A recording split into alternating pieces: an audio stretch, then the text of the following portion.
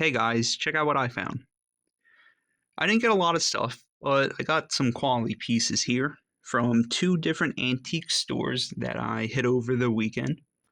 So let's start with the gold. We'll go for the gold. This little pin, I knew right away it's going to be a Masonic pin. And this turned out to be 10 karat gold. The back isn't gold, this part right here. But you can see behind it, it's a really clear 10K. Initially, this had a lot of grime on it.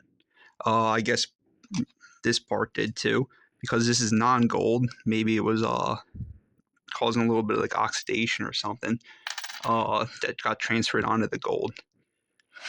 And the maker of this is Havens and Company, New York.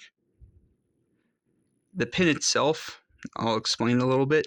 What I found through my research is it's referred to as a Royal Arc Masonic lapel pin. And the word triune across the top is a reference, a biblical reference. You'll see a lot of that in Masonic stuff.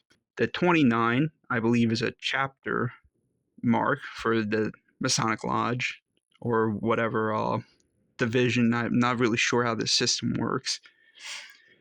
And it was a good piece. It was 1.42 grams of 10K on my little scale, my little crappy scale right here.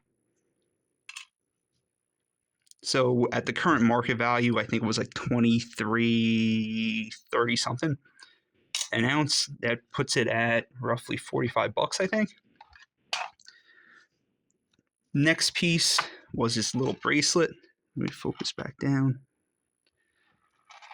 It says friends on it. This was in a bin for $2. No real clear sterling markings on it, except for this little 925 stamped on the lever. And what's funny is I showed someone this basically on my way out of the store, someone I knew, and they offered to buy for me right away. And I don't really care that much about marking things up. I rather get to a good home to someone that's going to enjoy it. And she wanted to buy it and give it to her friend for an upcoming birthday. So I only sold it to her for $4. I'm like, I'll double my money or whatever. And she gets a nice piece to give to a friend. I'm not out there to make a ton of money on this stuff.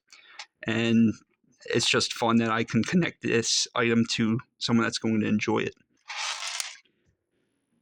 Let's leave that in the corner there. This piece was interesting. I had to grab it. It was only $4, and it's a piece of the London Bridge, which I learned quite a bit about this looking it up. I'm going to do a little video on the London Bridge in this piece and go into more detail. But it turns out that the London Bridge was moved from London to the United States in Arizona in 1968 when they rebuilt the London Bridge. And the rebuilt bridge opened in England in 1971. All the granite bricks were moved to the US to be assembled back into another bridge here. That was a $4 piece. And the real treasure of all this is this guy. I thought of it to be two things when I first saw it. One would be like a candlestick holder, and the other was maybe something like a salt cellar. Basically just a dish that you put salt in, and you can take a little pinch out when you're cooking, throw it on your food, or just seasoning your food as you're sitting at the dinner table.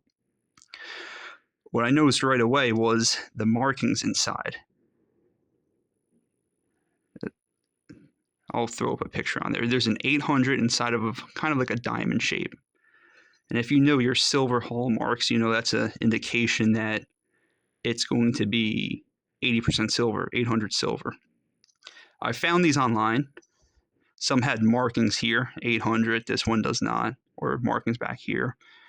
It has another marking inside of this oxidate. Has a lot of oxidation in this bowl. Another 800 mark. But it turns out that this little donkey I paid $9 for. It didn't have a price tag on it. I asked the antique store owner to please contact the dealer, one of those little co-op dealers, and they gave me a price of $9. Turns out to be about 68 grams of 80% silver. I think that puts the melt value when it's like 30-ish dollars an ounce. I think it puts it about $56 was when I last calculated this.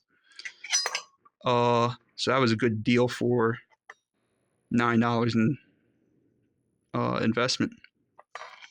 So this is just a quick video of a couple items. Again, you can go out into an antique shop and still find unmarked items, mismarked items, or just completely overlooked pieces of jewelry. And the back of that little 10-karat gold pin was not gold. I could tell from weird pattern in it that I could see it looks like it's gold filled. I could see a base metal through it. So I didn't include that in the weight. But this goes to show you that there's treasure out there and you'll never know what you might find. So stay searching.